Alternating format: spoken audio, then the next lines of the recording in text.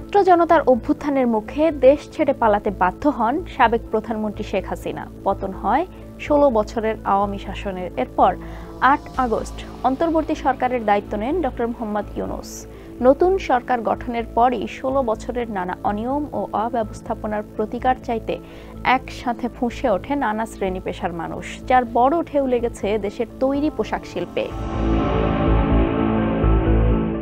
পোশাক শিল্পের শ্রমিকদের এই আন্দোলনে গাজীপুর ও সাভার সহ বিভিন্ন এলাকায় কারখানায় ভাঙচুর, অগ্নিসংযোগ ও লুটপাটের ঘটনা ঘটে। ফলে অনেক কারখানা বন্ধ করে দিতে বাধ্য হন মালিকপক্ষ। তবে আশার কথা হচ্ছে ধীরে ধীরে স্বাভাবিক হচ্ছে পরিস্থিতি। প্রশ্ন উঠেছে, এই অস্থিতিশীলতা কি দেশের তৈরি পোশাক রপ্তানিতে নেতিবাচক প্রভাব ফেলবে?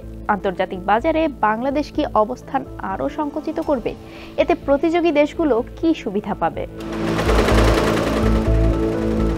এসব প্রশ্নের উত্তর খোঁজার চেষ্টা করেছে যুক্তরাজ্য ভিত্তিক গণমাধ্যম দ্য ইকোনমিস্ট। তাদের প্রতিবেদনে বলা হয়, ১৯৭৮ সালে দক্ষিণ কোরিয়ার একটি প্রতিষ্ঠানের সঙ্গে যৌথ উদ্যোগের মাধ্যমে প্রথম রপ্তানিমুখী পোশাক কারখানা তৈরি করে বাংলাদেশ। এরপর থেকে বাংলাদেশের অর্থনীতির পাওয়ার হাউসে পরিণত হয়েছে তৈরি পোশাক শিল্প।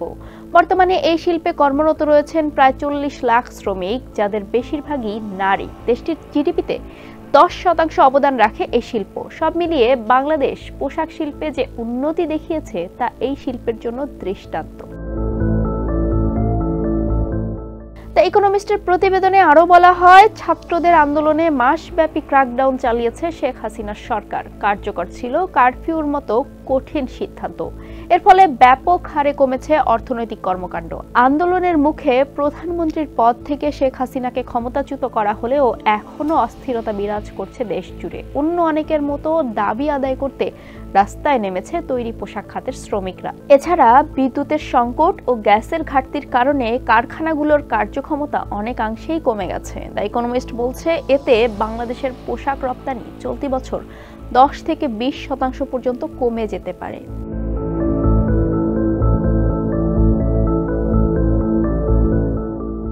দ্য ইকোনমিস্টের প্রতিবেদনে বলা হয়, গত বছর বাংলাদেশ $৫৪ বিলিয়ন মূল্যের পোশাক রপ্তানি করেছে, যা তৈরি পোশাক শিল্পে চীনের পরেই বাংলাদেশের অবস্থান এনে দিয়েছে। তবে এবছর চলমান অস্থিরতায় বিঘ্নিত হয়েছে এই শিল্পের কার্যক্রম। একই জায়গায় গত বছরের তুলনায় এবছর ভারতের পোশাক রপ্তানি ১/৪ বৃদ্ধির সম্ভাবনা রয়েছে। ভারতের তামিলনাড়ুর ত্রিপুরা শহর ভিত্তিক পোশাক উৎপাদনকারী ৫৪ মিলিয়ন বা $৫,৪০,০০,০০০ নতুন পোশাক উৎপাদনের কার্যাদেশ পেয়েছে। এছাড়াও দিল্লির বাইরে অবস্থিত আরেকটি অংশ বলছে, তারা স্প্যানিশ ফ্যাশন ফার্ম জারা থেকে চলতি বছরের আগস্টে ১৫% বেশি অর্ডার পেয়েছে। এর কারণ হিসেবে তারা জানিয়েছে, বাংলাদেশের পোশাক খাতে অস্থিরতা তৈরি হওয়ায় এসব কাজ তাদের কাছে চলে এসেছে।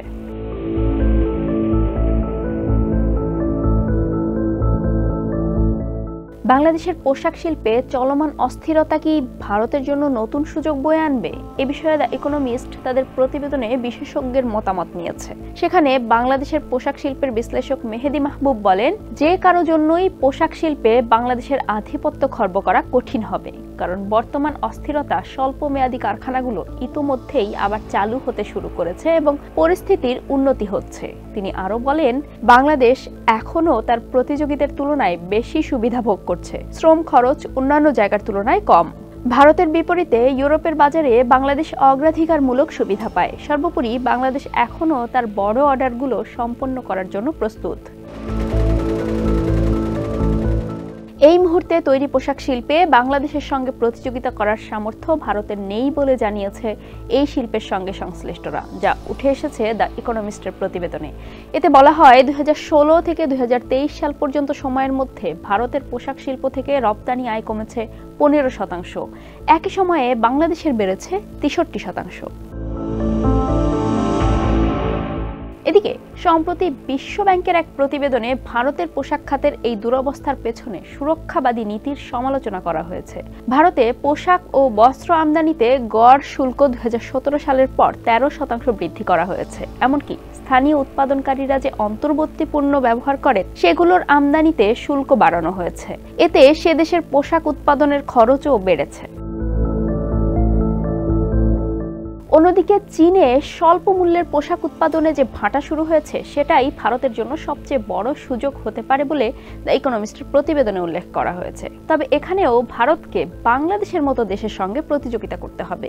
বিশ্বব্যাংক মনে করছে চীনের স্বল্প মূল্যে পোশাক উৎপাদন কমে যাওয়ায় সবচেয়ে বেশি সুবিধা পাবে বাংলাদেশ ও ভিয়েতনাম। সেই সঙ্গে পোশাকের মান গুরুত্বপূর্ণ বিষয়। সরবরাহ ব্যবস্থার ওপরের দিকে যেতে হলে মানের উন্নতি করতে হবে।